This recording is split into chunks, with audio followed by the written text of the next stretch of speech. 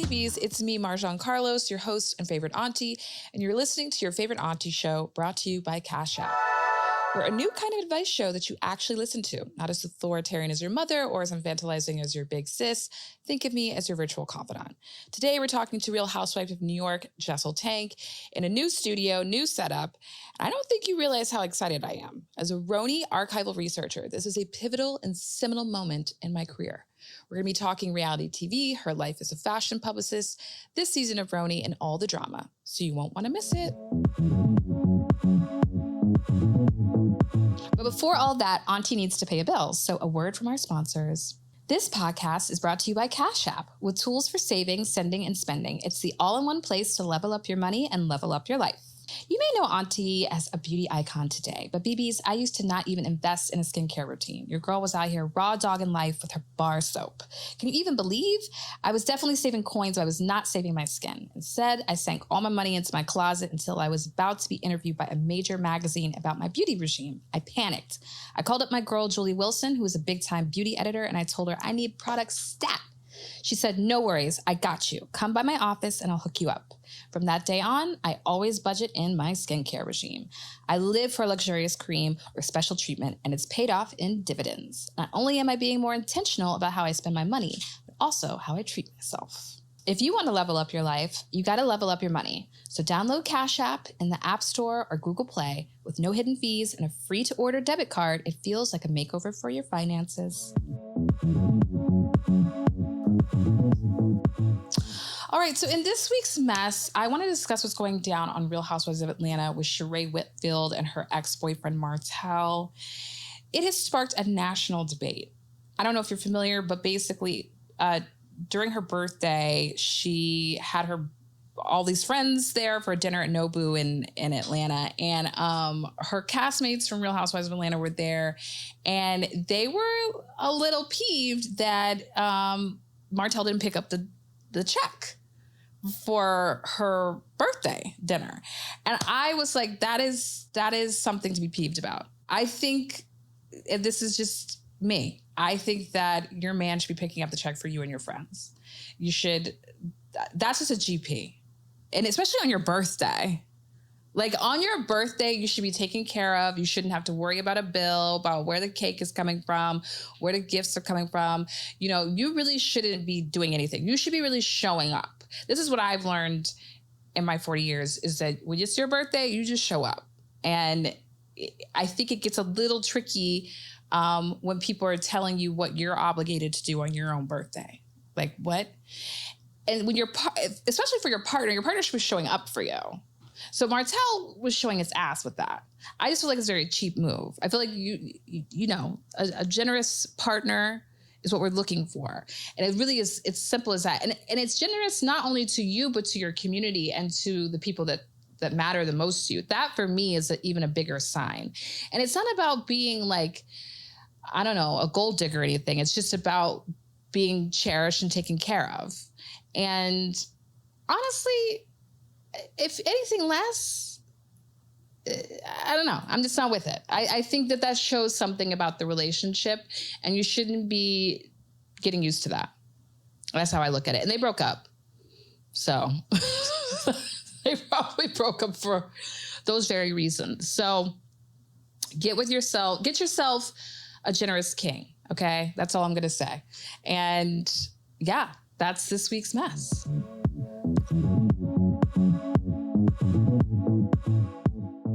Today, I'm sitting down with fashion publicist, RHONY housewife, and Tribeca dissenter, Jessel Taank. Jessel Taank is a New York-based fashion publicist and brand consultant known for thinking outside the box and putting creative spins on otherwise traditional approaches to PR while challenging the status quo. Born to an immigrant family in London, England, Jessel was raised in a tight-knit but strict Indian household. Growing up, she aspired to chase the American dream, and she hoped to seize it in New York, where she moved after graduating from the prestigious King's College in London, where she obtained a degree in English and journalism. Jessel has gone on to shape the pathways of growth for several iconic brands in the industry, like Condé Nast International, Stella McCartney, Celine, Victoria Beckham, Michael Kors, and Westfield, where she led the strategic direction of 33 commercial retail properties and led partnerships with the likes of KKW Beauty, Kylie Cosmetics, Nordstrom, Business of Fashion, and Italy. Jessel currently runs a boutique agency called The Know that specializes in consulting newly formed brands. She's also busy launching her own e-commerce platform that aims to make Southeast Asian fashion more accessible. Jessel and her husband Pavitt reside in Chelsea with their twin boys Kai and Rio. What an intro. Well, it was, I liked your intro. We're giving you the flowers. Thank you. I'll take all the flowers because I've been getting some toilet paper thrown my way too. How are you dealing with it? You have to have thick skin. Yeah. I mean, I think that was like, people kept saying that to me and I didn't really understand the like level that I needed it until episode 1 aired, and it was just like, I mean, people's opinions and like watching you on TV for 3 minutes. It's like, they know you, they know who you are. They're so sure about you. And it is black and white. You know, they hate you or they love you. And I think the thing about you, honestly, is you're so vulnerable and you're very honest. Like, I think you just are willing to give the details. So girl, like we already think we know you. Hopefully. I think it's amazing. I think it's super commendable. I think that I think, first of all, one of the things that I was very, very set on when I decided to do this was that if you're doing reality TV, like do reality TV, make it real. Yeah. Like, I'm not going to try and paint this picture that, you know, of someone that I'm not, because those things get found out very quickly. You know, as we know. I mean, before we jump into everything, let's just clear the air on the Dallas situation. I know it's very simple of an explanation. It is. Obviously, if you aren't privy, information came out recently that, or claimed that you weren't a true New Yorker. Right. And that you lived in Dallas and you moved back to New York months before to do the show. Like you were like Hillary Clinton, you know, buying a house to run for Senate or something. Just what's tea? So, to clear the air, I moved to New York in 2006. Okay, 2006. 2006. Okay. Right? March 2006 to be exact. I met my husband here. I started my career here. And, you know, we lived here for almost a decade. Okay. But look, I think when we got married, things changed. I mean, you really start to consider like long-term, where you know, investing in property, like where can you actually afford to live? Right. And so Pavitt's from LA. And we decided to move back to LA. So he can be close to his family and we can actually like buy a house. Have space. Yeah. And a lot of people do that. You know, you sort of have your time in New York and it's great. But, you know, we realized that we really wanted to kind of live this life that was a little bit more comfortable, right? Pre-COVID. Yeah.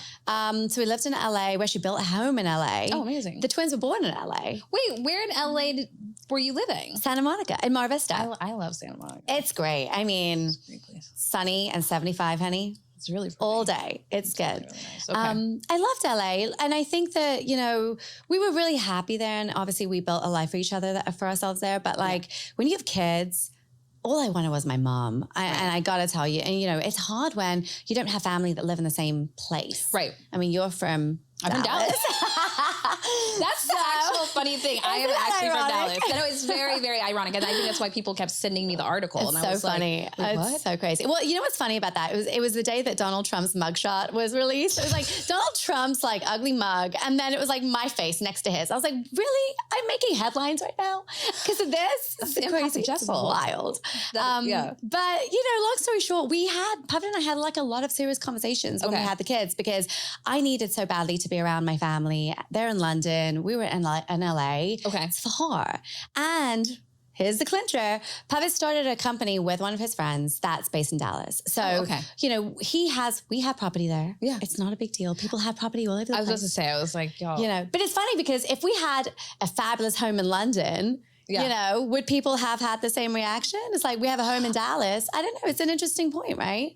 Oh, that is interesting. Yeah. I don't know if they would have had the same reaction because I do think that being from both, they're so distinct and they're opposites. Obviously, I mean, so did you spend time in Dallas? We did. I mean, we were setting up the company. Yeah, we spent a couple of months there, but like, honey, I'm a fashion girl. I was about to say, I was like, no. I was like, the thing about it was when I was doing my reviews, all of my friends, stylists, publicists, whatever, were hitting me up being like, I know Jessel. I love Jessel. And I was like, oh, okay. And then I looked into your background. I was like, oh, and then when I realized that you knew Isolde and Savannah and all the girls, Sally Singer and Lynn Yeager and Mickey Boardman. I was like, oh, you don't have those relationships with people if you live in Dallas, Texas. So, unless you're like running Neiman Marcus or something. Exactly. You know, and I wasn't. Exactly. So it's like, it's a very different scene. You have to run in the scene. You have to be in New York to run in that scene. And let me tell you, and you know, being in fashion too, or having a background in fashion publications, like you have to earn those relationships. Yes. I mean, people don't just come to an event because it's for the show. Like there is you have to have some clout in the city, in the fashion world.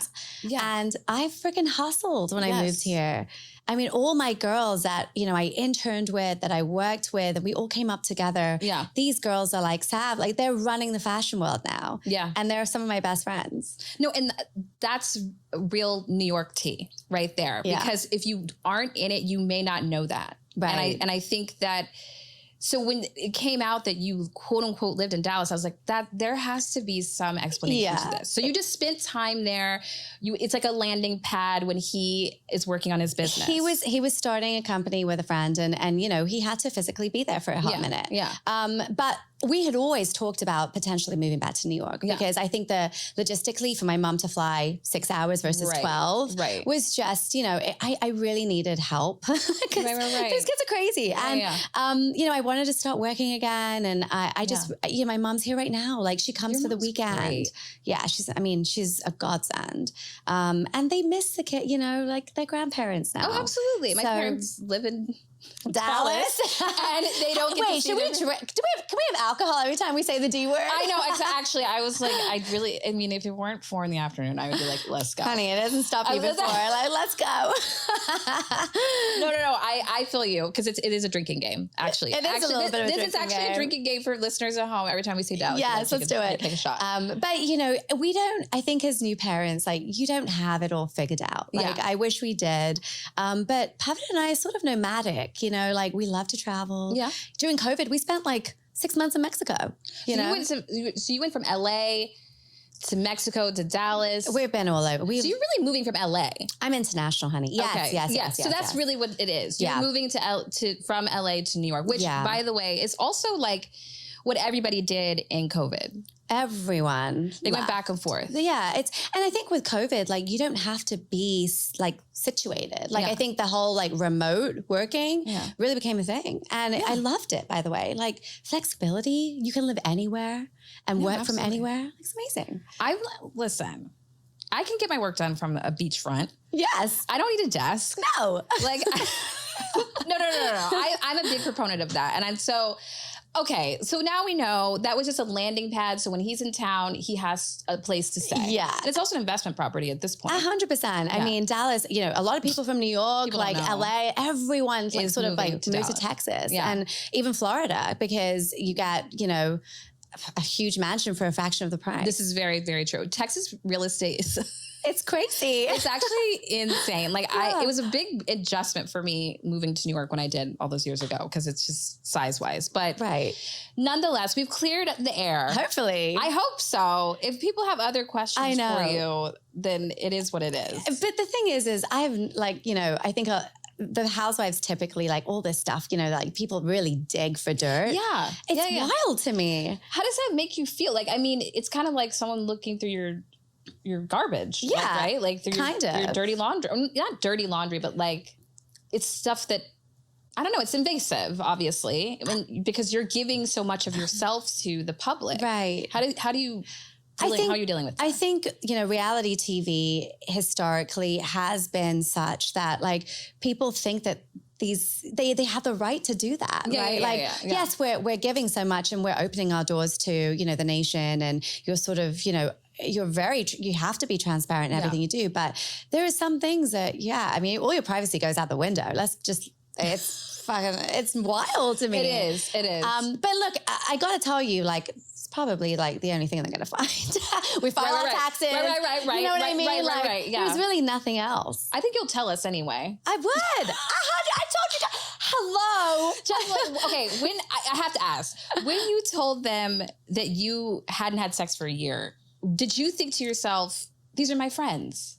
And like, this is a trusting space, safe space? Or were you just like, I don't know. Was it like, oh shit, I just blurted that out? I think that for me, my journey, fertility, infertility, the whole thing, postpartum, like it all came hand in hand. Like I wouldn't be able to tell that story without telling the aftermath. Do you know what I mean? So yes, I didn't actually clock that, oh shit, like people were going to go around saying my vagina's on a drought. Like that didn't occur to me. I came into that conversation like, oh, this is a group of girls that, might have some cool ideas about. And I actually I'm ready to get back into it, Girlfriends. Yeah. They're your girlfriends. So you tell people about your sex life. You tell your girlfriends about your sex life. Right. Yeah. But at the same time, like, I don't think there was anything malicious in their response. Like, I think it's very hard for someone who's never been through what I've been through to understand. And it's, it was completely understandable how they reacted because they've never been in my shoes before. In your defense, I just didn't understand why it was a topic of conversation, like for other people. Well, let's face it, I have been the storyline for 7 episodes. I'll say it. No, Evan Ross Katz just said that too. He was like, yo, Jessel is like, is the star. She's a breakout star because she's getting the screen time because you're being very honest and transparent and very real.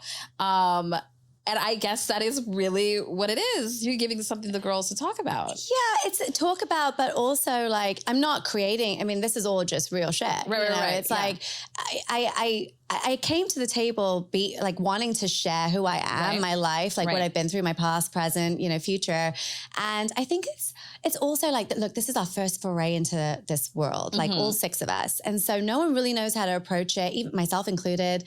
We don't know what to say, what not to say, what to share, what not to share. And I think that we're sort of learning along the way. Yeah. And that's, it's okay. Like it's totally okay. Yeah. I think, but also what you're saying, which is you're being very real, is like, is stirring the pot. And it's like is it there yet? Is it? Is it there yet? What do you think? What? So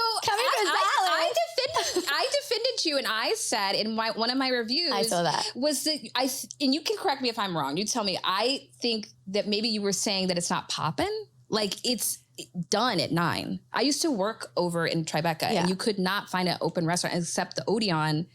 Past 9 o'clock. It is very residential. It's quite residential. Yeah. But what did you mean? What did I mean? The golden question. So I was walking to that coffee with Erin, and obviously, I knew it was going to be like a little bit of a heated event. But as I was walking there, I was like, oh, this is a new restaurant. Oh, this is a new restaurant. Like there were so many places that I hadn't seen pop up, right? And so that stuck in my head. So when I sat down, I was like, oh, it's really cute. Like cute scene, restaurants like popping up. And obviously up and coming wasn't the right thing to say. Obviously neighborhood wasn't the right thing to say. I should have said, there are so many new restaurants on this specific block in Tribeca. Yes. That's what I meant. I just meant that, obviously in New York, it's one of those cities where there's always new things popping up. Absolutely. I mean, it's constantly evolving. And I think Tribeca as a neighborhood, as a zip code, it does. I mean, yes, there's tons of restaurants, but like there's something new and cool happening all the time. I'll be honest with you. I only go over there for the Odeon or like what is it? The Greenwich. No, like the Greenwich Hotel. Like I'll go there, but like I was like I feel like you don't have to be the Tribeca crusader. I feel like I just don't want you to get in that position or feel like that way at all. Because if that was your opinion, own it. Which is the housewife rule. Yeah, no. Look, I think that for me personally, it is a cool place where young and wealthy families can have a nice life and have a beautiful loft, and that's great. But is it where you go to like socialize? Like not really. No, people are coming to your neighborhood, Chelsea, Chinatown, Soho, all those places. Yeah. They're not really. Yeah. No. Yeah. It's cleared up, y'all. I feel like that's just. Real. But it's funny how like something so small, like New Yorkers are so proud of their zip code, and it spurred such debate. Yeah, I mean, first world problems. Wild. Well, and I think it's also like there's so many people who are not from New York that live in New York now. Well, like, that's another thing. I think that's also something like the true New Yorkers. But it's an interesting point because look, I did grow up in London, and if you're going to compare something like Mayfair or even Knightsbridge to Tribeca, right? Like those are those are old neighborhoods that are likened to even like Beverly Hills, where it's just like this very glamorous, like rooted in glamour and very like rich sort of heritage. Whereas Tribeca, in comparison, is up and coming. Jess is still on it, and I really appreciate you're like, I'm owning it, and it's still up and coming because it's not giving Mayfair or Kingsbridge. But I do have this very like international view of things. Yes, like I think when you grow up in Europe, love right, it does bring it. I do have this very like unique lens when I'm looking at things, and I think that hopefully shows. Do you think that is somewhat what makes the tension between you and some of the girls interesting? Because you guys, like when you call them cackling hags, for instance, it's like if you have British friends, someone said that to, someone's called you a hag. Yeah. My mom calls me a hag all the time. It's like, it's not like that deep. No. But if you're not used to British humor, or you don't have a British friend who's using that type of slang in your life, you're like, this is a big deal. Like someone called me, I don't know if they thought you were calling them a bitch or something like that. Like, I don't know what it was. I think for the record, it was just Erin that got her knickers in a twist. But I think everyone else was like, it's not that big. It wasn't that deep. I mean, Uber was laughing. Jenna was like, guys, Jenna carried the bone back. She said it's endearing. By the way, Jenna's the first one that said cackling. Did you catch that? No one's going to call Jenna Lyons out. No one's going to call Jenna Lyons out for that. I think, well, we could get into that too, because I am really intrigued about your dynamic with Erin, because last night I was watching, which was a great episode. And I really want to get into your IVF journey and your mom, because she's fantastic and I love your relationship. But you said something that was really interesting to me. You were like, Erin makes me nervous. And I was like, what is it about her that makes you a little nervous? So look, I think I'm a person that really like, if I meet you and it's like an energy and a vibes thing and it's upbeat and like, it just puts me at ease. You know what I mean? Because I'm like that. Yeah. I go in and it's like, you get all of me and that's it. I can feel that. I think I'm very polarizing in a way that like, you either love me or you hate me. And I think for Erin, she does have this very like New York demeanor in the sense that like, she's sharp. It's a little bit, she's sharp, but she also you have to kind of prove yourself a little bit. She's always very like, maybe skeptical. Okay. But it's disappointing with Erin, like the sort of like conversation that we had, because to me, we're both, we come from families that are very heavily rooted in culture. I mean, she's Israeli, I'm Indian. She's a mother, I'm a mother. We're both entrepreneurial. And I thought that we would have a lot in common, and we do, don't get me wrong. I just think that we had growing pains. And it's very much like, I think maybe my personality is starting to come through on the show. I'm very lighthearted. I literally take nothing. You can say the worst things to me and I'll be like, whatever, no big deal. I think with Erin, she's a little bit more sensitive. And so, things that I do say, I'm 99% joking. Like there's no seriousness in anything. I mean, especially like, things that I'm calling the girls or like the conversations that we're having, it's all very lighthearted and funny. Messy Jessie. Messy Jessie. That's what Brent likes to call me. I was like, please, where did you coin that? That's a great nickname. That last night I was like, yes, Messy Jessie. Brent is so funny. She's so fun. I love her. Yeah. But you see the dynamic between Brent and I. Yes. Very fun. Very playful. Very fun. Very playful. I give it, she takes it, and vice versa. Even with Uba, Sai, Jenna. Like, I think with Erin, like I sometimes feel myself walking on, I mean, she said she feels like she's walking eggshells with me, but I actually think it's the other way around. Like, right. I do feel like I have to be a little bit more filtered. Yeah. She's activated. Yeah. She goes there. Did something happen in the Hamptons? Because that was like second episode, right? Yeah. That maybe, I mean, besides what we saw, which was like the heat and the Wi-Fi, and no one was really happy. I mean, let's just full tea. Like, let's be honest. No one was really happy, right? Jenna got up and left. Ren came, but she was late. She was really funny. She was, yeah. Sai was mad about the food. Yeah. Uba was in a good mood. I feel like Uba's like Uba's very happy-go-lucky, like, sweet woman. Yeah, she's great. And you were like, nah, I don't want to be here. Did something happen where it was like, I think what happened was that, look, we were all together. This is our first trip, like away. I think that just people, like, you have to kind of understand what your boundaries are. And I think that we didn't at that point. I definitely didn't.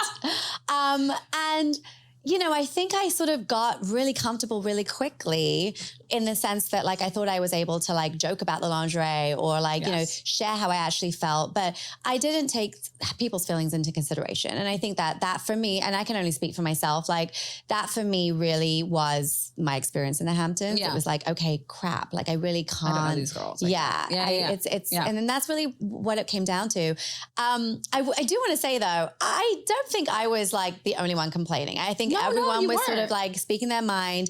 They kept replaying the same scene and me being like, oh my God, I can't connect to Wi-Fi.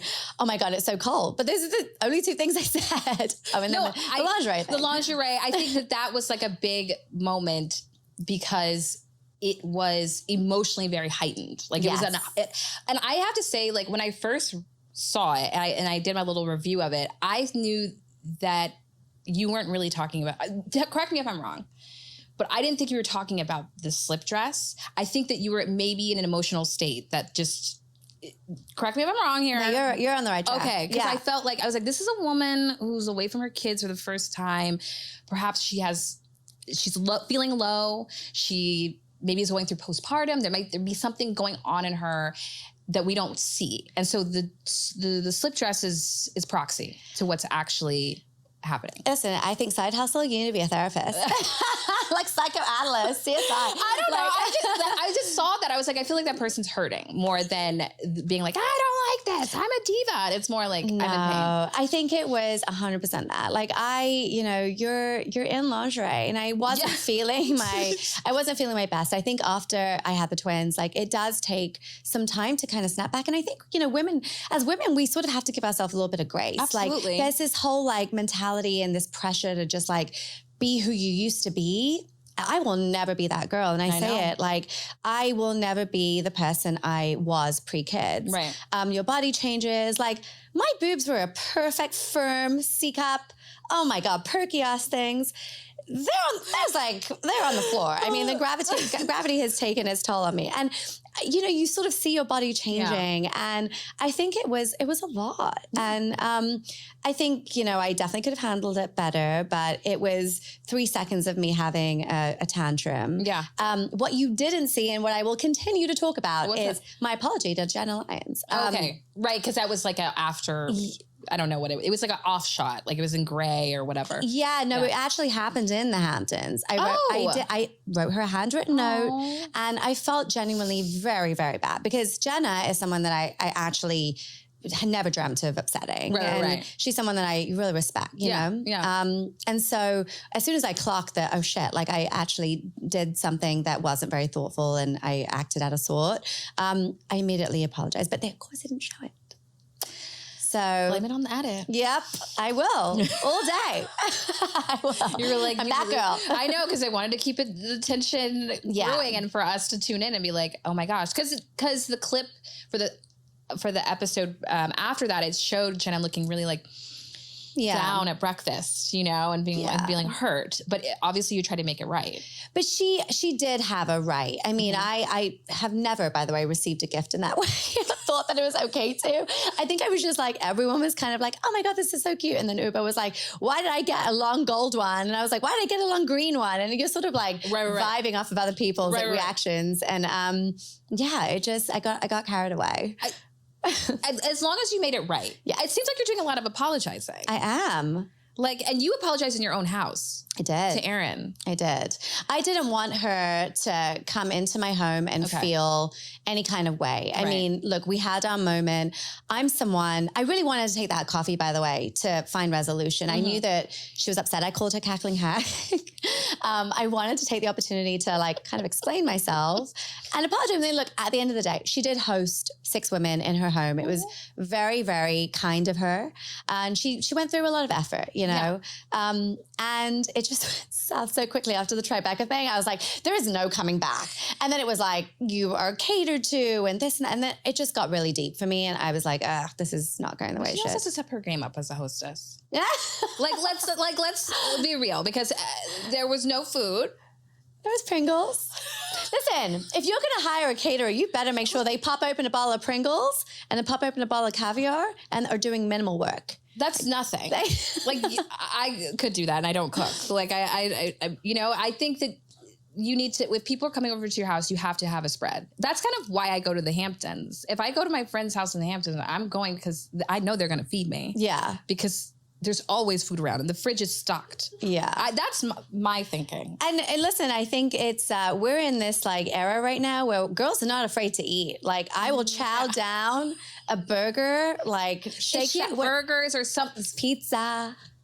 Yeah. I mean, Erin knows. I think there's been enough instances where she knows. She got the memo. It's all good. Where do you guys sit now? Like, I know she left last night. She left the wreath making. She was. Those wreaths were so sad. I was like, okay, like let's do it. And so you guys were making wreaths, and she left, and because she felt that Sai was rude to have left her party early, and that she accused Brynn of hitting on Abe, her husband, at her anniversary party. Abe the babe. Abe the babe. What did you make of that scene, and where do you guys kind of sit now? Look, I think I see both sides of it, right? Like as a married woman, yes. I get that where she's coming from in the sense that Brynn is obviously her friend and maybe it wasn't. And by the way, how funny was it? I was so adamant that she didn't say the D word.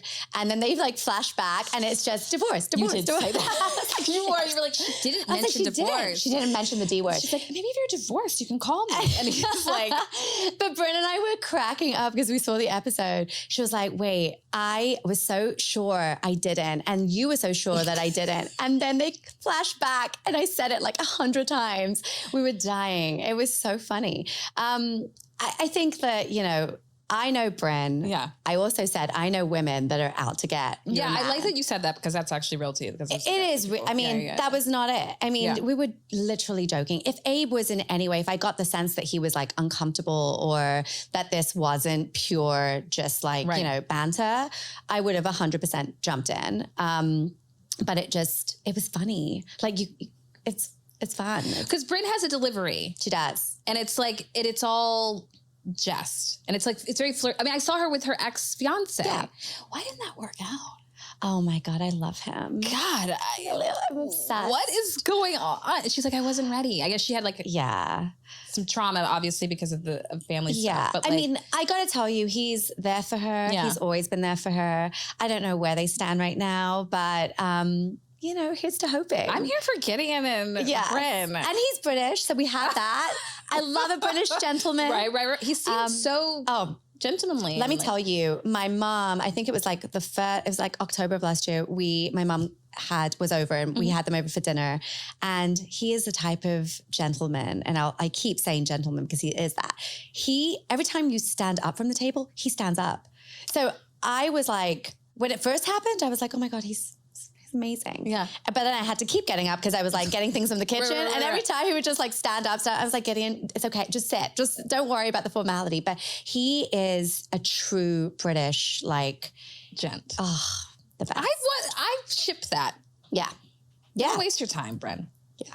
Dating in New York is for the birds. No, not at all. But let's get back to Brynn flirting with Abe. She has a delivery. She has a way about her. You felt it was innocent. It was. Right. Brynn will flirt with everything, like, and you anything. guys were saying that, like, with the way she orders food. It's like, right. Oh my God, can I get some French fries with like a side of ketchup and mayo? It's like that. It's just her voice, but it's it's just inherently her. Yeah. There is no harm intended with anything that she does. It's just a bit. She said it. It was like comic relief. If Brynn hit on Pavitt, would you be I'm pretty sure she has. Like, honestly, I'm pretty sure she has. And quite frankly, he's probably lapping it up. Right. And by the way, fucking LOL. Like, it's hilarious. No, it is. Do you know what I mean? I mean, I'm of the mind that I might be like, okay, girl, like, we get the joke. Like, I'm on the fence about that just a little bit. It was hilarious to watch. Yeah. But I also am like, if it was my boyfriend, I think I'd be like, girl, can you ease up just a little bit? Like, I think you have to get to know her though. Right. You really do. I think if I didn't know Bryn the way that I do, and that was my first, like, you know, sort of foray into Bryn verse, then I would maybe be like, yeah, what's she doing? But because you just know she's so innocent in her actions and her intent, vanilla, like nothing. Like there's no. So Aaron overreacted. I think so. Yeah. Was it really that boring? It looked boring. It looked like there was no, I don't know. There just didn't seem like to be like any dancing or like. There was after the 2 hours of speeches or however long it was, there was a bit of dancing. But by that point, Pavitt was like, I need to go. Oh, Pavitt was there too. Yeah, yes, he was course. there. Yeah. You talked to her dad. Yeah. He was like, so you want kids? And you're like, we have 2. Yeah, her dad is so funny. He's great. He's great. He's so funny. I mean, humorous. Yeah. And I love that he was like pushing Pavitt to have more kids because it's something, but I think that's the Israeli Indian. Like I got it. Like my dad's the same way, you know? But he's a character. He's so funny. No, he was great. I think I want to know more about him and more about her family too. I think. Hopefully that comes out. Yeah. She's got a very interesting background. She has a very interesting background. Yeah. Just as a quick fashion aside, what did you think of her dress? I loved it. Yeah. It was a little shallow on the sides. Well, we could have like taped it up a little bit. Yeah. I think she was in a rush. I think also what people don't understand is like, yes, it was an event. Yes, it was her vow renewal, but it's also it's a show. Yeah, we're taping. Yeah. So there's like a schedule and like she has kids and she had to get her kids ready, I'm sure, and like get there on time. And, you know, it's a lot. It's a lot to like handle. And, you know, the audience see one thing, they see her like arrive but the back like work, it's a lot. Yeah. Like what? No, I just have 1,000 questions for you because now I'm like the back work of it all. Are you just up at all hours now? Just like kind of figuring, like, how do you balance it? Like, how is it affecting your real day-to-day life? During filming? Yeah, cameras down. Oh, cameras down. You know, like all of that. And also during filming. Yeah, I mean, I think during filming, it is, you are, you know, 2 hours hair and makeup. And then there were times where like, I just didn't have time because I'm working, I got the kids. And I mean, I just didn't have time to do the glam. So then I'm just like looking like, you know, a little rag doll over here. Like I'm on national TV, like, well, fucking hot mess.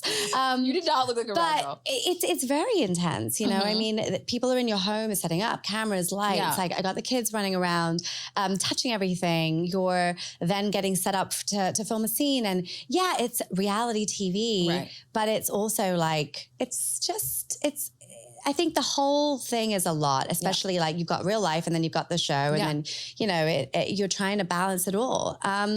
So it did get very intense. And I think, you know, 4 months of this, like every single day for however many weeks, you know, you are slowly like, you know, you crumble after a while. Yeah. And like, did you just need to break to build yourself back up? Like after filming, I don't think we spoke to each other. It's like we were like, we need separation. Like I think we spoke to each other for like a month and a half, you know? Yeah. And then it was like we kind of needed to just like recalibrate. Yeah. And then it was like, okay, cool. Like let's chat, you know? No, I can only imagine because then there was a huge press push. Yes. For the show. That was like, and all the shoots and like, you know, so it is very, very much like an intense period. And I think everyone handled it the best way they could, you know? Yeah. And I mean, Bryn and Uber, you know, they say it all the time. They're like, wow, we don't even have kids and we're struggling. So can you even imagine like what it was for us. And my kids are at home too, I think, you know, for Aaron and I, at least they have this sort of like break of sending their kids to school, but like bye. So yeah. Wait, there's 2 now? They are 2 and 2 months. Yeah. Oh my God. Yeah. They go into school. They start in September. Did they get into Avenue? I love how everyone knew it was, they were like, I was getting text messages like, oh my God, avenues. No, Pavitt won that battle. Damn. He was like, man, you're crazy. Thud. Like, I'm up here in the clouds. Yeah. He brings me back. And it's like a crash landing. But I'm glad that you brought up New York private schools, the system. Because I don't think we got that last time. Like the OG Yeah, stuff. I don't think that their kids were that age. They were like in high school, but you didn't know where. And I think, and they had already been like accepted to these schools. So it wasn't as if they were looking for admission. Right. So I thought it was interesting that you brought that up. And like, that's actually a very big industry in this city. The process is, and I think I said it, like verbatim, psychotic. I mean, these kids are 2.5. That's what I'm saying. It starts now.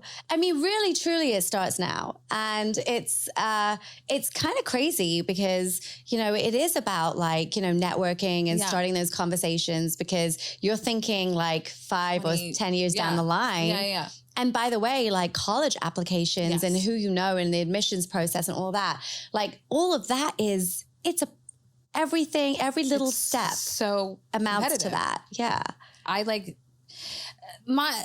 from Dallas. Drink. And the private school system there is very, very competitive. Like it's crazy. And, but I don't think it obviously is anything like New York. And I think that you bringing that up was important to like the city, the culture of the city. Yeah. Of like, this starts young.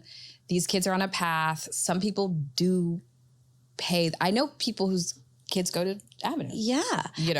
And people like also hire, like there's like special like coaches that coach. I mean, I'm not even like effing with that right now, but like people do have these like people come into the house and like train their children for like interviews. And,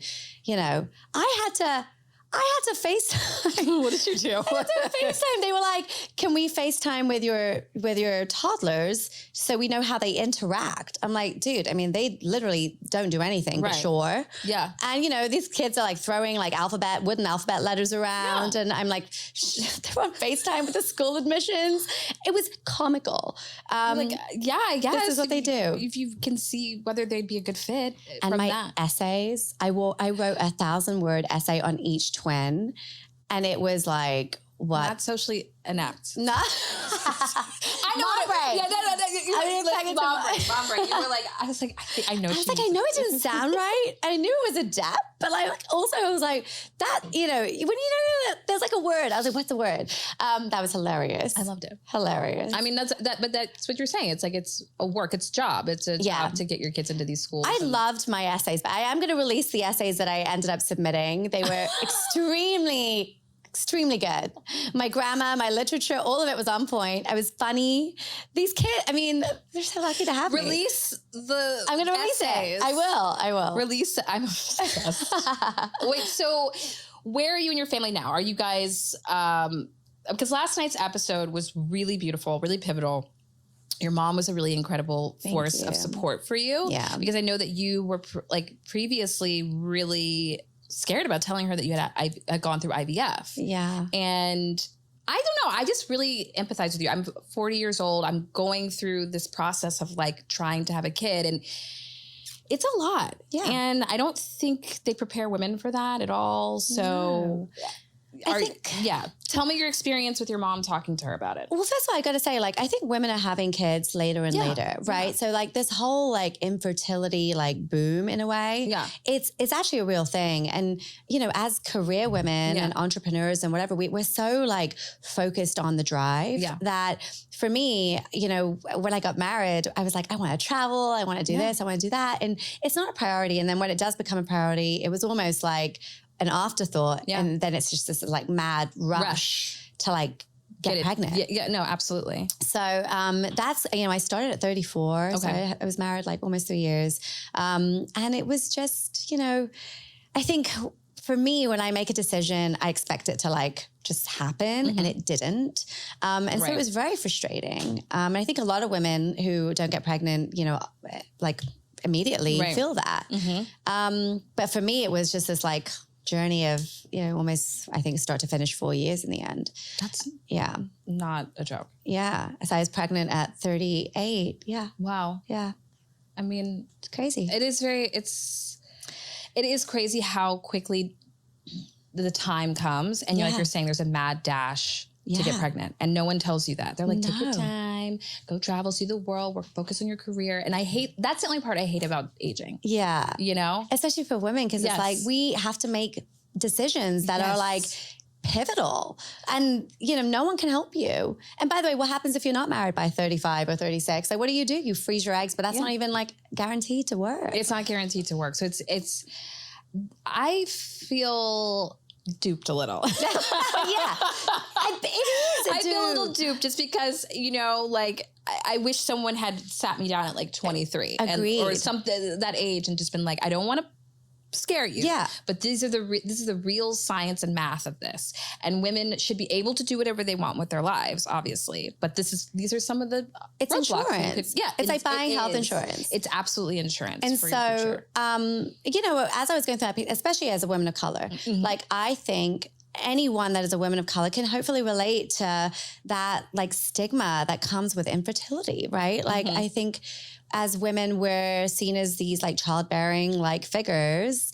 And when it doesn't work, it's like you're broken, or, something's wrong, or, you become this, like, everyone's talking.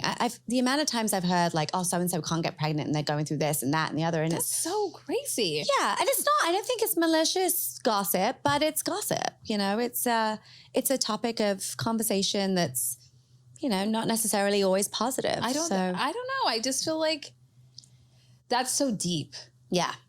And, you being so open about it, and you had previously said that, hey, there's a cultural stigma associated with infertility. Yeah. You being open, and what's the response been like from, I mean, you can't gauge the entire Indian community's response, but like what a little bit at least. I think people have been very, very supportive. Nice. And my goal really is to normalize the conversation. Like, if you're an Indian woman or woman of color, whatever it may be, female, whatever, you should be able to speak about what you're going through and just not feel like it's this big thing. Right. And I think a lot of women don't feel that comfort, you know, or don't have that support. And I, in a way, wanted to show like an audience, like, okay, I did not share this with my parents or my family, but the fact that I knew that they would be supportive in the end, and the end result was great, you know, and it was a happy ending, you know. So I hope that gives people hope. I think it did. It was very, very hopeful, because your mom was like, I would have been on the first plane, like, and you need that type of support, because sometimes in our mother's generations, they didn't have those. That conversation. So when I have broached egg freezing with my own mother, she's like, I don't know what you're talking about, you know? And I'm like, what? It's a lot of things at once. Yeah. And I think that they sort of jump to this like conclusion that, you know, you're going to try and have a baby like out of wedlock, or, you know, there's all these types of like things that happen when you talk about it. They're like, you better get married before you have a child. No, I know. Because I was having this conversation with her. I was like, I don't know. I mean, I could be pregnant by the end of the year. You don't know. And she was like, you're not married yet. But shout out to those who aren't. I mean, still. No. Yeah. I mean, everyone's doing their thing. And, you know, as long as you support. Right. Yeah. But I really did. I'm happy that that did air and it did make the cut. And, you know, that hopefully people see that it's, you know, it's an important conversation. It's an important conversation. Yeah. Do you feel like you don't have to tell me too much, but I know you wanted a baby, number 3, a little girl. I do. It's still in the cards. Yeah. I'm very, like, when people ask me, where do I see myself in, you know, 5 years or whatever it may be, I see this dining table, you know, and it's always been 3 kids sitting at the table. Yeah. So the fact, and the other thing I talk about to my husband a lot is like, when people want a third, let's say they have 2 boys or 2 girls and they want like another, like the other sex. Right. And they do natural, like you can't guarantee that, but I can. I can. I know. I got the girl. She's frozen right now. She's Elsa. I think that is really important for people to see. Yeah. Honestly. And because that's also a type of information that's not readily available. Right. And like when you said, oh my gosh, $50,000 later, I still wasn't pregnant. I felt that deep. Oof. Because people also need to know the added financial expense. I mean, and that was just 2 rounds. We did 5. Yeah. Whoa. So we were like, I mean, we still are. 5 rounds of IVF. That's $100K, maybe even more. Yeah. It's. Oh my God. Do you see why? I'm like, I'm using every single one of those damn embryos. I'm going to have like 7 kids by the end of this. And I'm Indian. I don't like wasting money. So like it is. Oh my gosh. I'm just thinking about, and then that makes sense with the green dress. Do you understand what I'm saying? Yes. It's all coming full circle. Exactly, you guys. Like, listen, we appreciate you sharing that story. And thank you. Yes, we applaud you. I want to talk a little bit about you before a housewife, when you were, you still are a fashion publicist, but I'm curious how fashion has prepared you for reality TV. Gosh, thick skin for sure. These fashion bees are crazy. I know that. You know how crazy they are. Yes. You know, I think there's always been this fascination or this like intersection between reality TV and fashion. Like even stemming from the hills, from right? The runway, the hills, the city. Yes. There's been this people are very curious about that world. And it's because it's very guarded. Yes. Like you really have to earn like your way in. Yeah. And so I think it's just, you know, when I moved to New York, man, it was wild. I was like this 22-year-old and my uncles are fashion photographers. And so they actually gave me the sort of, the key to almost, you know, start my career in fashion. I got to tell you, like I think it was my second week here in New York, my aunt who was, she was consulting for Roberta Cavalli at the time. Oh, wow. I was on the campaign shoot with like Tribeca Wheeler and like all these fabulous models. Right. And that was like one of the first experiences. And I just was enamored. I was like, this is it. Yeah. This is the life. Shout out to your auntie. The fashion. Like, I was steaming. You got to start somewhere. I know. I was like steaming clothes. I think I fucking burnt my hand and like, you know, it's you got to start somewhere. And I think that work ethic that comes with, you know, unpaid internships. Like, let's talk about that for a second. The girls now have no idea. School credit, and they get paid. No. But it wasn't glamorous. It wasn't, you know, you are getting beaten up like day after day after day. Yeah. I was asked to do the most ridiculous things. And I did start from the bottom, you know. I was literally packing boxes. I was like, wait, I went to King's and this is like, I have a degree and I'm packing a box. Like, this is wild. King's is like the Columbia of London, right? Like Columbia University of like London. Yeah. By the way, just to like say, in England, you don't pay for school.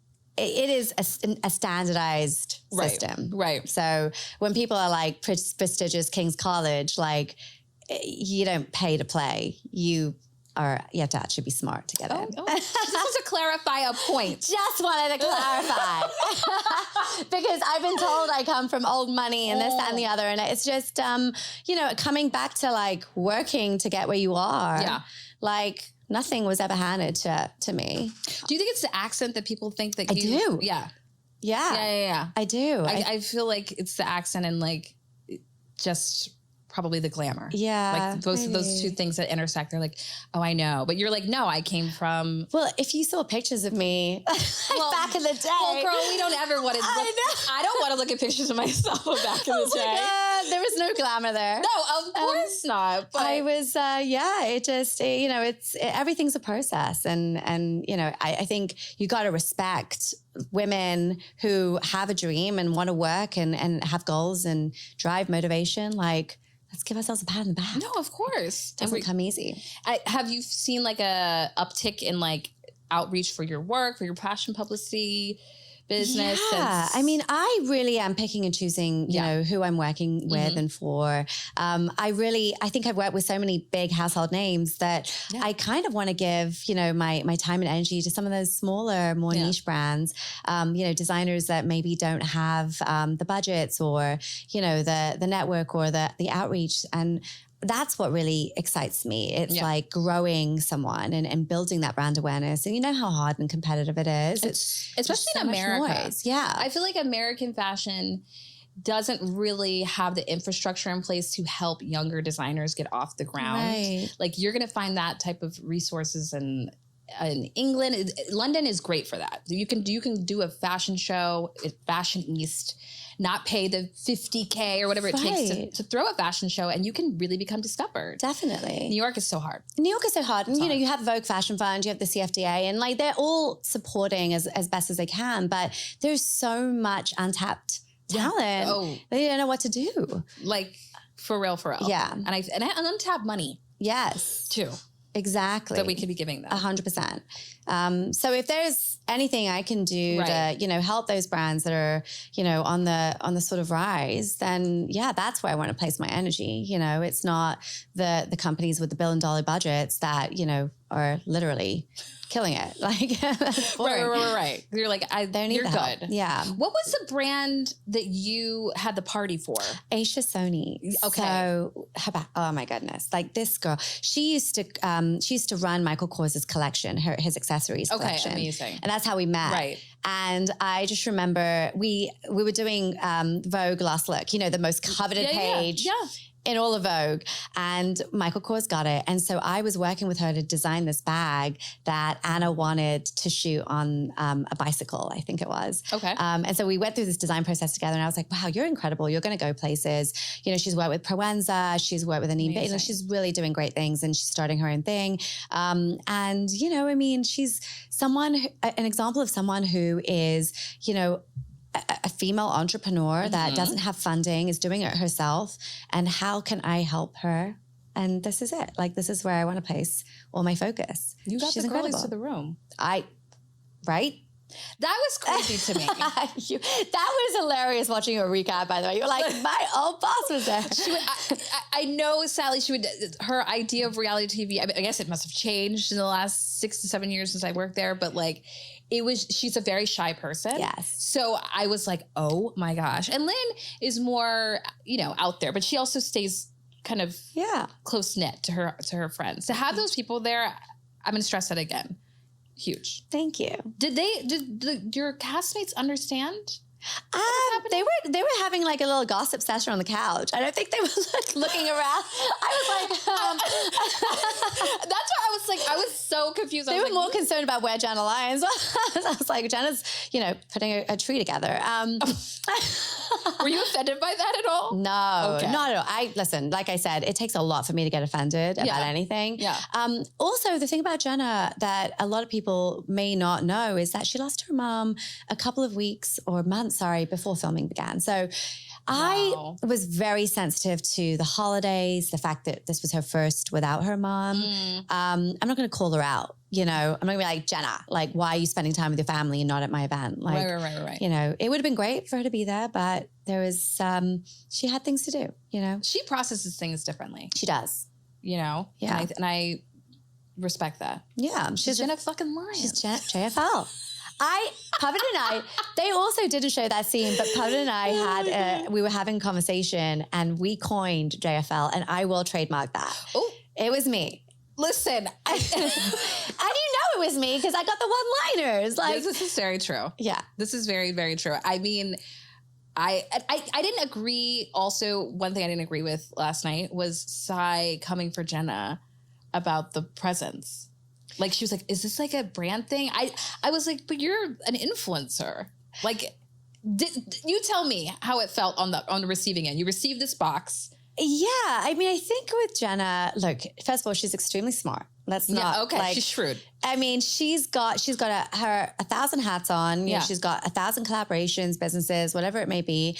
But I don't know if she's like actually thinking about oh, if I gift this, then they are obligated to post. I don't think that was like any part of, you know, her gift giving, like sort of, you know, process. Yeah. But it was like, I think it's funny because I think Jenna is someone that no one expects like us to go after. And everyone has their moment, you know, it's one of those things. I think Sai was being funny though. Like Sai's hilarious. Okay. I don't think she like meant it she was just calling it out. Like it was funny. Girl, what are you talking every day? Yeah. Okay, got you. Because I was like, I'll take it. Yeah, by the way, that gift bag was money. I believe it. There was some serious stuff in there. I was like, wow. It was probably like, I don't want to put a monetary value on it, but it was.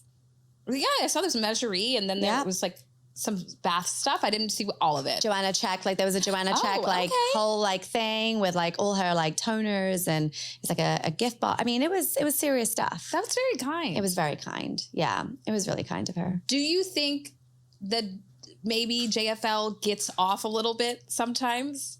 Like in the sense of, you know, gets out of things, for instance. Like people don't place a lot of blame on her within your social group. She's so like, it's so hard to like be upset with her. Okay.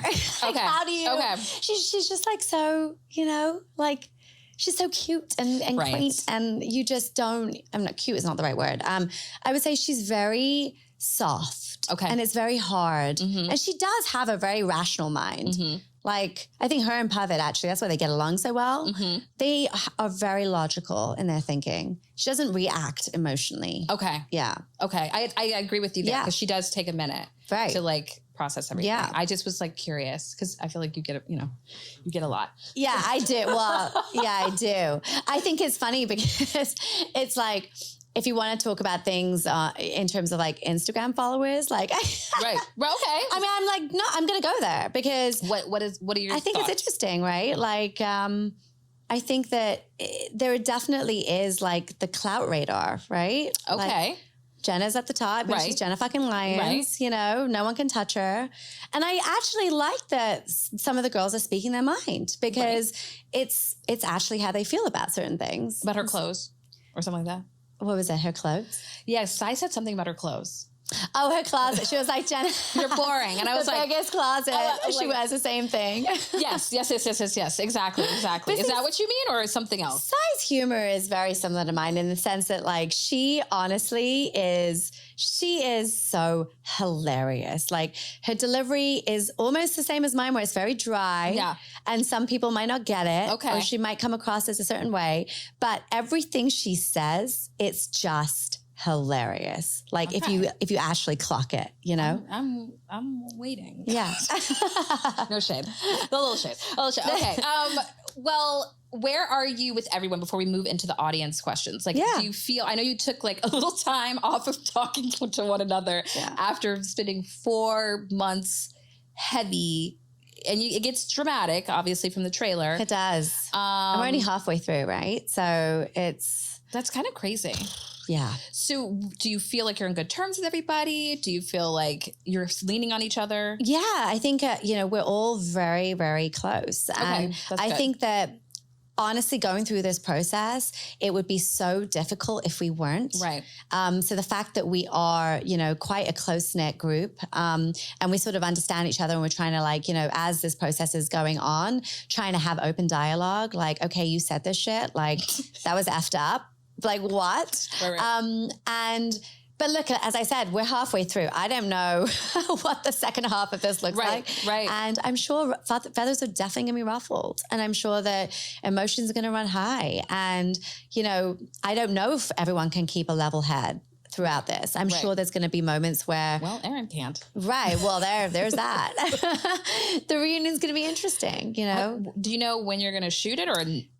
Soon. I mean, soon. Yeah, soon. Okay. Well, I can't wait to see what you guys are going to wear. Oh, me either. I mean, I am having a lot of fun watching. Yeah, it's good.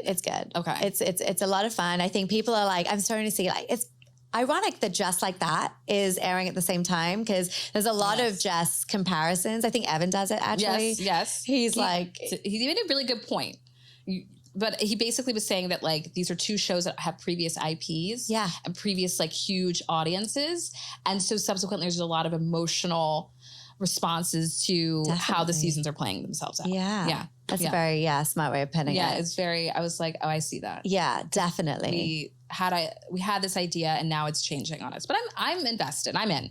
I'm all in. I honestly think that the reboot to me, it feels very refreshing. I think that everyone has a story and we haven't even like scratched the surface, I feel. Like we're just starting to like, I think one of the things that I am so glad about is that it's trickling. Yes, it's not like you went hit like with 6 women and this is who we are like off the bat. No. I think there's a level of intrigue that still is TBD. We started with cheese and now we're at now we're making. Well, now we're with brown avocado, flirting on Abe the babe. Oh like, yeah, exactly. No, I love it. Okay, well, let's get into some audience questions. The first one we kind of addressed. It's from Che Wilson. It's like reported that she moved to New York from DFW for the show. How is that affecting her fam? Yeah. No, negative. I think that, you know, for me to make that decision for a show, not even knowing like how this is going to pan out. I mean, I have small kids. I have a family. Like I didn't just like, oh, let me fucking sell my house and like move to New York. Like it doesn't happen that quick. Right. I think that the process of even me accepting to be on the show and what that meant for my family, like all of those things took so much time. It wasn't like I was like, oh, I'm going to be famous. Let me just like, you know. Yeah. It didn't work like that. I think there's a lot of things that go into that decision. And it was not easy. What made you eventually say, I'm going to do this? I think for me, it was the intention with the reboot. Okay. To showcase multicultural women, to showcase diversity, to have these conversations that have never really been seen on the network and on the franchise before, and to be a part of that web was something that I was like, oh, that sounds interesting to me. Yeah. And I think I can make a dent and make an impact being the first Indian on the show. That's crazy. Right. Because I watch, what's Karma? Family Karma. Family Karma. I watch. Do you watch it? Yeah, I do. Wow, you really are a Bravo-holic. You are. Yeah. This is like, I'm an archival researcher. Yes, of Bravo-verse. Yeah, I watch Family Karma, and so that's why I was like, oh, right, that's true for this franchise. There hasn't been. Yeah. I think that's really. I'm glad that you're changing that. Yeah. It's a long time coming. It is a long time coming. And I think, you know, as Indians, we're starting to see, I say this a lot, like we're the people behind the scenes sometimes. And we're starting to see like that coming out. Energy. Yeah, the main character energy. Yeah. And it's funny because like a lot of people I read, you know, comments and they're like, oh, Jessel's going to be like, you know, not important and she's going to be like a backseat like character. And I came out like... Nah. No, honey. Like, this is it. Like, do you think that was baked into a stereotype? I do very much because Indians are a little quieter, a little bit more reserved. I think we're not known to be this, like, I'm so freaking out there and I will speak my mind. I have opinions. I do dumb shit. And like, that is, you know, it's not your stereotypical Indian woman. I went to school with like party girls who were Indian. Yeah? Yeah. I was like... I need to know these girls. I mean, that's what it was in college. I was like, oh, y'all get down. I mean, but I understand how people outside of that context could think for that. Sure. Yeah. And I think that in the media, yes. If we're looking at, you know, even on Family Karma, let's say, I think they do. But are they, you know, I think it's also I love Family Karma, but it does feel a little bit more, you know, the conversations are a little bit more curated and it's a little bit more PC. And that is, you know, inherently our culture. Right. So weddings. Yeah, weddings, the dancing and family drama. Family drama. I'm like, it's all very light. Yeah. It is. They just, it is. This is, okay. KT Morrison asks, when did she move to New York City? 2006. But we do. Yeah, I think it's funny. Like people expect you to stay put. Like I've never stayed put. Like I'm always looking for like what's next. Right. And it's so much more fun. People bounce back and forth. You moving to LA and coming back isn't crazy to me. I knew that there was something very simple, you know, to explain it. And if you're baller enough to have like multiple residences, like kudos to you. Yeah. I'm not mad at it. Yeah, why not? Yeah, like, but I knew that you had roots here because there's no way that you had had the career that you had without it. No, you cannot be in fashion and not be in New York for that long. You know, there's just no way. No way. Yeah. Unless I paid a hefty sum to like fake it. or you were like the daughter of or something like that. Yeah. It's just like, it is what it is. Yeah. So that's cleared up. This one I like just because it's a comment more than anything. It's Rachel Joan MD. She says she needs to be less nervous because she's a star. Love her humor. Thank you, Rachel. Listen, so sweet. You have to own it. Yes. Kevin LeBlanc asks, how did she like working for Goop? Oh, Kevin. I know Kevin. Kevin. I loved working for Goop. So I consulted for Gwyneth and Goop. God, it was like last year, I want to say. And, you know, she has built, let me tell you, an empire. Yeah. And I think that Gwyneth is someone that is almost like an Oprah in that way, where she's got her hands in so many different things. I mean, and it's all organic. Like it's very like, you know, her. Mm-hmm. So I was helping build G Label, which was her, you know, ready to wear business. Oh, amazing. And we were doing a number of launches for her. And, that was you know, big. that was very big. She's killing it. I loved it. What a great environment, by the way, that she's built. And everyone that she hires is just like, you know, creme de la creme. Yeah. And shout out to my girl, Nora, who is her head of comms, and she's amazing. Yeah, they're doing great things. And Gwyneth is always going to be, you know, top of her game. I love Gwyneth. Who doesn't? How can you not? I was never mad at her. I was like, please, I'll buy one of your cookbooks. That, by the way, the whole like trial was so bananas. She was given fashion, first of all. She was. Like, it was perfect, Mark. I actually texted Nora and I was like, man, I want to buy everything that she's wearing. No, she really... including the Mountain Valley water. Yeah, I know. And it was no surprise that my local bodega started carrying Mountain Valley water. That is hilarious. Like a couple months later. I don't think that there was... It's a secret to her skin, surely. Right, just drinks water. Yeah, just water. Mountain Valley. Nothing. Oh my God, I love. This one's a little controversial. It's from Diana Lee Sheree. She goes, how do you feel now knowing Aaron voted for Trump in 2020? Ooh. Look, I think everyone has their right to political views. Right. And I'll just keep it at that. Okay. And yeah. Okay. Have y'all talked about it amongst your cast? I think it's one of those eggshell subjects, so we don't really I mean, I think politics and housewives, not uncommon place. Not an uncommon place. Yeah. And I think that, you know, it's New York. And I know that there's a lot of people who are fiscally Republican. Yes. And it's certainly, you know, not no, right? Like, how do I put this? Right. It's not yes. No, there is a part of New York that is conservative. Yeah, yes. exactly. Even though we're a very liberal city. Exactly. Yeah, I think that I would say fiscally Republican is kind of where I see a lot of New Yorkers gravitating towards because, you know, they want to protect their wealth. And that's what Trump used to do for rich people. So... Period. Yeah. Actually. Yes. I feel okay. Yeah. All right. Well, we'll see how that plays out. I'm curious if it comes up at the reunion.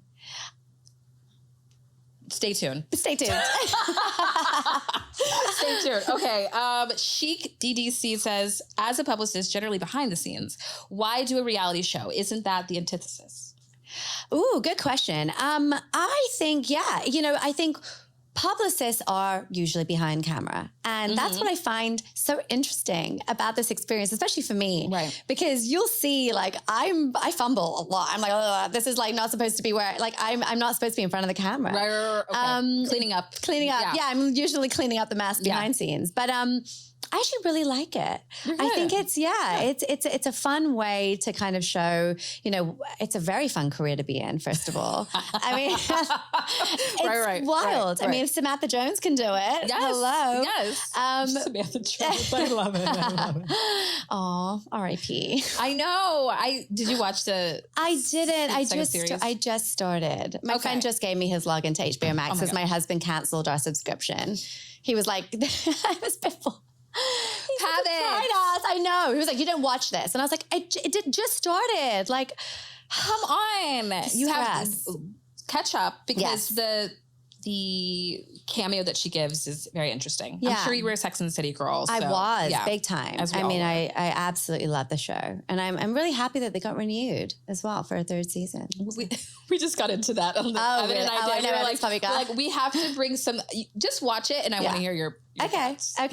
But anyway, you were saying it's a fun job. It's a great job. Yeah. And I think that there's so many different, things that come into it. I mean, it's not just, putting out fires. I think it's like writing a beautiful press release and really like creating this brand awareness and spinning a narrative. Yeah. And I love creating, this sort of like image for brands. And that's what excites me. And you're really like, it's everything from the design concept to like, what people end up buying, and that process is so cool to me.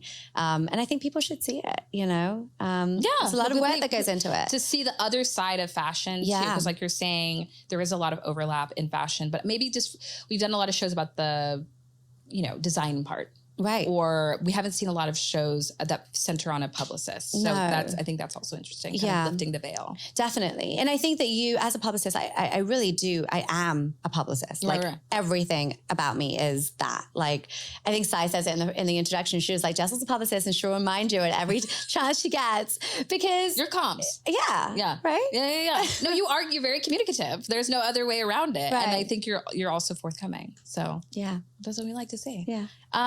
From Owamisiadima. I don't know if I'm saying that correctly. Damn. I know. That's probably some acronym for something. Does she do glam for filming like on Real Housewives of Beverly Hills, or does she keep it natural like old RHONY? It's funny you say that because this question is funny because as a group, we were like very adamant that we cannot get glam all the time because it's not real. Who sits in broad daylight in the middle of, at noon in Tribeca, Soho, or Chelsea, or wherever the hell you are, and is in full on glam. We don't have the time. I love that you came to your coffee though in full glam. Oh, but I look like a loon. I mean, I was a loon. And what's funny? I was actually talking to Evan about it. I was like, not only did I come full hair and makeup, he was like, but it was so perfect for the scene. He was like, it was perfect. And now that I think about it in hindsight, I was like, okay. You had to updo. Oh yeah. I had the whole thing. Full face, smoked out eyes, like full on situating. I appreciated it. It was hilarious. But you're right. New York women, we're actually very low key when it comes to glam, except when we have an event. Like I think when we have an event, we're like, get the hair, get the nails. It's all, those things are really important, but we're not. I do feel pressure now though. Like, because I'm always very conscious of like people recognizing me. And it's happened a few times, like where and my hair is like on top of my head and I don't have makeup on. I'm in Uggs and like, denim shorts and a random husband's t-shirt. And I'm going to grab coffee and people are like, hi, Jessel. And I'm like, oh my God. I'm not in full hair and makeup. This is so crazy. Oh my goodness. I mean, I feel that way. Yeah. I feel that way when I walk my dog. I'm like, people recognize you. You're like, yes, on my blog, they're like, and I look crazy. Yes. I'm like, oh my gosh. Hat low. Sweatpants on. Pavic calls me the crazy bird lady sometimes. He was like, you look like a crazy bird lady. But like, listen, that's how New Yorkers are. Yeah. We're not like LA. Like you wouldn't be in your car. And so it would be very different to see someone. Whereas you're walking down the street going to get coffee, you could bump into like your biggest fan. Have you ever been to Sunset Tower at like noon on a Monday? No. Okay. I haven't. I have. Okay. And everyone is done up to the nines. Like it is so crazy. And that's LA versus New York. Monday at noon. Like no one cares. Like no one cares. No one cares. No one cares. And I actually get a little self-conscious when I like. Same. You're like, I'm like, oh God. Nina Tanika says, oh my God, please ask her what her top 5 New York City spots are. Oh, okay. Do I give names in Tribeca? Dare I? Oh, what a mess that was. I mean, I love the blind items on the show, like avenues. Beep, beep, beep. It was like the most beeped out thing. It was like the entire episode was just like, oh my God, I cannot believe I would never be seen dead at beep. Like, what the heck, you guys? Wild. I mean, I do love Casa Cipriani though. Same. If I get an invite there, I don't. Oh, you go. I don't go. I don't pass it up. Like, yeah, you go, and no matter what, how busy you are, you go. Yeah. The food is amazing. The food's amazing. The ambiance, the people. Like, it's great people watching. It's great people watching. Yeah, but then someone gets, I think, catches too to some degree. I mean, it's not the same, but it's interesting. I think it's different. Where do you like to go to have a great dinner? Like, where are your bars? We love, so Cosme is amazing for Mexican food. Like, they make an amazing margarita. Cute. It's in Flatiron. Okay, cute. I do a lot of like business meetings and lunches at ABCV. I mean, it's, still cool. Okay, cute. Where else? There is a place called Goa that's in Tribeca. It's an Indian restaurant. Amazing. Also one of the restaurants that I like saw and I was like, oh, this is new and cool. I love you. You're like, I'm still advocating for it. If you haven't already clocked on, Pavitt is not like me. He loves to go to like more of the local joints in New York. And he's a big pizza. He loves pizza. Yeah. So we go to Scars. We go to John's a lot. There is an incredible pizza spot that is, it's called, oh my God, why am I blanking on the name? Tapo.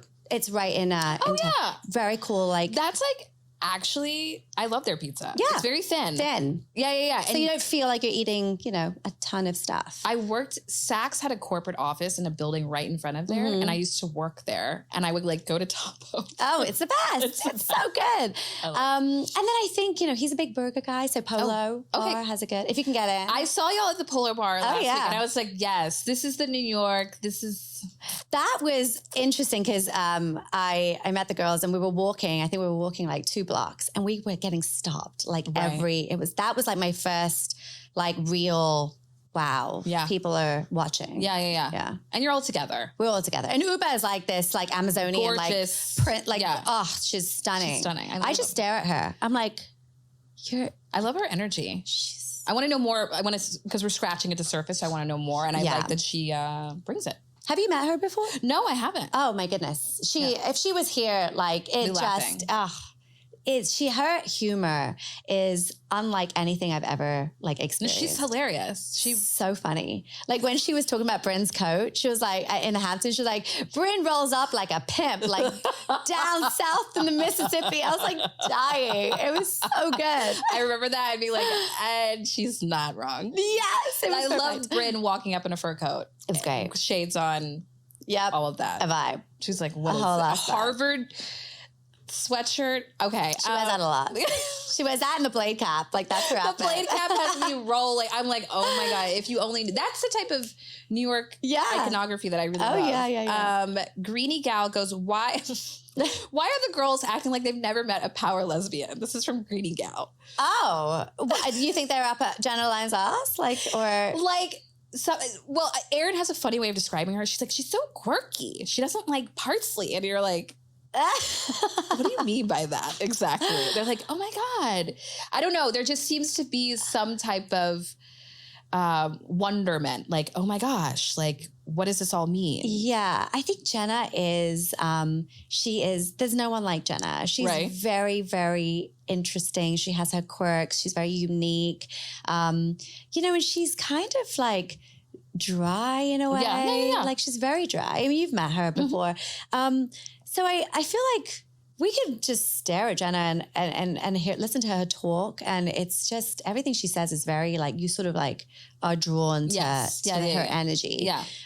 But power lesbian is 100% the way to put it. I mean, she is that, right? Like she's very set in her ways. It's, She's funny. She comes over to my house and she'll point things out. Like I had like a tag on a plant. She's like, you need to cut that off. And honestly, I didn't even think twice about it. Right. But she notices things. Yeah. And I think it comes from being, you know, this person in fashion for so long. But I get it because like that's what it is in fashion, right? Like you're used to those types of personalities. Yeah. To hyper specific people who have like a hyper specific vision. Yes. And she fixates personal style. Like she's won't wear something, will wear this, that. It's very much like, you know, the whole Anna Wintour white flower. You've heard of like she only or the color black. Right. Yeah. But like Anna Wintour will only you only buy Anna Wintour flowers from Miho. And Miho is this florist and she knows exactly what Anna wants and it's white. And that's it. Like it's a quirk and it's like a I don't know how to calling card. Yeah. I think it's Jenna's calling card. If she wanted to monetize those holiday gift bags or boxes that she gave you guys, monetize anything. I'm pushing that. I'm like that might be Jenna's favorite things. She should do denim, honestly. Right? It's very, very hard. Right? Denim business is very hard to get that fit. What was that show with the two guys in New York? How to get away? Yes. How to make it in America. That was so good. That was one of my favorite These shows. poor buggers are trying to like make denim and they're like, no one. So hard. It's so hard. The fit, everything, and knowing the people to produce, manufacturing, all that stuff. But I'm sure she has the connects. Oh, 100%. I mean, Jenna, she could literally ask for anything and people would like run circles to make it happen for her. Yeah. Because they know the power of Jenna fucking Lyons. Like that is it. That is why I coined JFL. She blinks with her eyelashes. And it's like... I do have her eyelashes. They're very good. I do. I gotta tell you, I'm wearing them. They're right great. now. They are beautiful. I was admiring your eye makeup. Thank you. Thank you so much. I mean, she's so generous again. She like gifts us. Yeah. She is very generous. Generous Jenna. Okay. Judith, actually. I was kind of dying at that. I was like, I mean, she is a little enigmatic, right? Mm-hmm. Like she, doesn't grow eyebrows. She doesn't grow eyelashes. She's lived. Her teeth, there's something about her that's very distinct. Right. And I think and like you're saying, it draws people in. It does. Her name's not Jenna. Right. Like you're like, girl, what is... We've been like... completely faking it. So she's self-authored. Yeah. That's exactly the way to put it. She's self-authored. Yeah. I like that about her. She writes her own book. Yes, exactly. Biography. I'm not mad at it. No. Buns ask, what are the NYC neighborhoods that have made it? Well, I love Flatiron. Okay. I do. I love like that whole area where Madison Park, what Square Park is, and like the restaurant scene there. I love walking around. It's very pretty. Super pretty. I want to say, obviously Soho, yes, for sure. There was a thing about Hudson Yards yesterday, and I think I was like walking up, and Puppet was like, "This is a cool area," and I was like, "This is," and it's so funny because now it's not like succeed at all. Yeah. But I like what they tried to do there. It was, I wouldn't say it's cool necessarily, but the high rises are brand new. They're beautiful. Beautiful buildings. I mean, full service residential. Like top of like state of the art, like residential, like gorgeous. But the restaurant scene's not really. It's empty. Yeah, it's empty. I mean, you're so far. You're so far. That was actually staked out to be middle income housing, lower to middle income housing. And these developers were like, no. And they turn it into a place that no one goes to. Yeah, exactly. Well, there you go. It's a lot of empty, vacant. No one goes to the stores. Yeah. Like there's a lot of luxury stores there, but like. Well, it's weird because you don't think to go there. You're going to Fifth Avenue. You're going to Soho. Like it's like it sucks though because it's so. I mean, it's very modern. It's very cool. Yeah. They were building it when I used to live on 42nd and 9. Okay, and like I remember just like this whole thing. It was like this big project. I mean, and I got to tell you, COVID really effed things up because. Yeah. I think, there was so much potential with like Neiman's flagship. And exactly. There was, it was supposed to be a whole vibe. And then I think a lot of people just left. So Neiman's shut down. Yeah. R.I.P. Dallas. Oh, there you go. Harry and Nicole asked this, but we already figured this out. Did the kids get into avenues? Oh, we didn't even end up applying, honestly. Oh my gosh. I was like, ugh, it's so much work. I was like, it's so much money and so much work. I just can't. Well, Don't worry. Yeah, they're going to be just fine. They'll be fine. They'll be just fine. Your kids are going to be, there's tons of other schools. Yeah, exactly. Buns again wants to know, does she think Jenna didn't attend her party? So it didn't appear as she was co-signing the brand. Oh, interesting. I never thought of it like that. I never thought either. No, yeah. I mean, I know why Jenna didn't come. Yeah. So, yeah. She's spending time with her family. She's spending time with her family. Yeah. And got to give her that. No, I respect. Absolute respect. Those are all the audience questions that we have. I feel like we went over all the things. I'm excited for what's to come. Is there anything you give a sneak peek of? Like a little...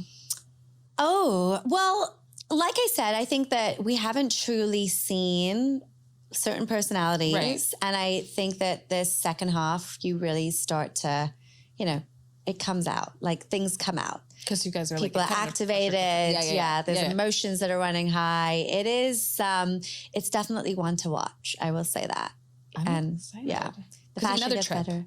Yeah. Fashion's better. Is that what you said? The fashion does. I mean, I think it's like, we each I think we want to outdo the last look. So we're always just in competition with our own selves. Like, it's like, certainly for me, I'm like, wait, that look was cool, but how can I up it? I get more and more ridiculous. Mix Balenciaga. Yeah. Alexander Wang. In my defense, I only bought freaking 2 bags. I was traveling and I had one bag and I had another bag. And I was like, well, I had 2 options. Don't worry about it. But it was funny. It was really funny. It was very, very funny. And I think, a moment that Jenna probably relishes in. Where she's like. Yep. She definitely made her stamp. She did. Fashion victim. No. But so the fashion gets better. People are activated and we're going on a trip too, right? We're going on a trip. Okay. We are going on a trip. Yeah. So you know what happens on trips? Yeah. Disaster. Oh yeah. It is literal disaster. Let me tell you, if I could have found a dinghy and rowed back to and fucking what do you say? Road. Yeah. Yeah. I would have done that. Really? Yeah. It was crazy. You wanted off that, I don't know where. It looked tropical. It was amazing. Yeah. It was great. But it was... Jessel. Get me on a dinghy. Oh my gosh. Okay, well, I'm clocked in. I hope you guys will be clocked in as well. Yeah, watch. I mean, honestly, it's fun. It's lighthearted, it's fun, and And a little dramatic. A little dramatic. A little spicy. A little tea, yeah. A little tea. A little tea.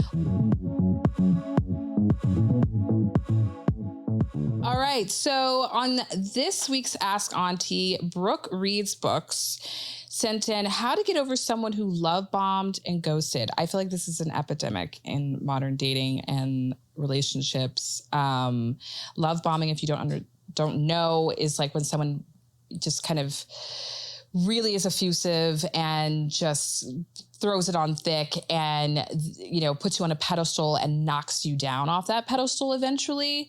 And I guess they ghosted after doing so, meaning you could get flowers every day of the week and you could go out to dinner and hear from them. And they're telling you that they love you after 2 dates. And you're just like, whoa, who is this person? Where did they come from? This is magical. Oh my gosh. And then they're gone. Or it also can turn into abuse as well, where they could start to knock you down off that pedestal by saying, really crazy things, verbally and emotionally abusing you. So there's also that alternative. But I'm really sorry this happened to you, Brooke. I would say at this point, you need to really make put a stake in the ground and let this person have no way of getting in contact with you. I know that they ghosted, but a lot of people who ghost will wait and, they'll sit on the sidelines until they feel like you're maybe over them and then they come back, or you're feeling more confident and they come back. They can kind of read that energy. You need to make sure you block this person because this person is toxic. No excuses are really worth it. And I think you should take that time, what you're going through right now, and kind of reflect on not where you played a part at all, of course, but what about this person attracted you to them? And start kind of unpacking that a little bit, I think will also get you to to a place of resolution. Also realizing this happens so often to people. So you weren't duped and you're not like dumb, or you're not, you have no standards or something like that. This isn't your fault, I guess is basically what I'm trying to say. This happens a lot to people. I think ghosting is cowardly. I think that any conversation that you have when you're in a relationship, it can be had. I think anything can be resolved. Anything can be addressed. And it can be as simple as like, this isn't working for me, I gotta go. At least you have some type of resolve. But I've also learned something recently, which I think is really good, is that even if you don't get the conversation, even if you get silence, that's the resolution. You don't really need to like keep picking at it, which I know is really hard. Definitely pour into yourself right now, because you may be feeling like, oh, I'm feeling less than, or you may be second guessing yourself and your decisions about relationships and dating. Take a little break from dating for a little bit. Feed back into your relationships with your friends and your community. And just, I think, learn that it takes a really long time to get to know someone. That's what I have found. So if it feels very immediate right away, and there's a familiarity that you're not totally comfortable with, but it feels very exciting, that may be a reason to take pause, because you will continue to get to know someone well into a relationship years later. So if this person's already professing things and acting like they know you like that, they don't know you like that. So take your time, pour back into yourself, start unpacking, what about this person attracted you to them? And also just ultimately realize this was not your fault.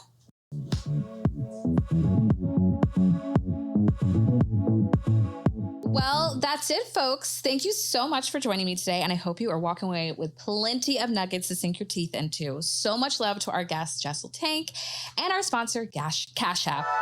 Your Favorite Auntie is produced by Narinda Eid, and our engineering today is provided by WTF Studios. If you enjoyed this episode and want to help support the podcast, please subscribe and leave a rating and review. To stay up to date with Auntie and all my shenanigans, you can follow me on Instagram at Your Favorite Auntie Show and at Marjon_Carlos, and on TikTok at Your Favorite Auntie Show. If you want more Auntie pro tips in between episodes, please subscribe to our Substack newsletter, Notes from Auntie's Desk. Until next time, Auntie sends her love.